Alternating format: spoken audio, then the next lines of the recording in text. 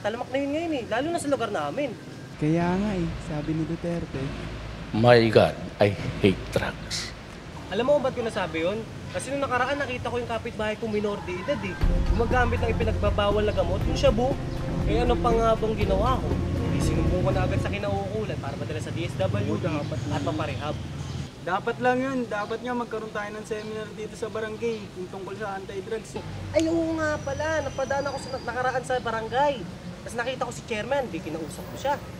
Tapos may programa pala siya tungkol sa ipinagbabawal na gamot, yung anti-drugs.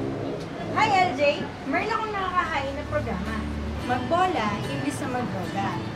Mag-ehersisyo, imbis na magbisyo.